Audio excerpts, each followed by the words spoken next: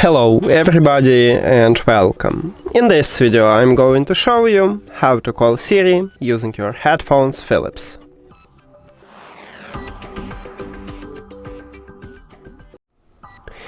So to call a Siri, at the right ear cup we have the control. So we need to find the button with the microphone icon and press one time this button. And as you can see, I just call it. And this one is the only one option. We cannot add it for the gesture or another control.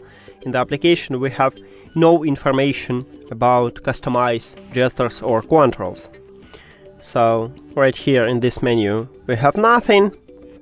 The same if we go to the settings, we can also only disable touch controls. That's it.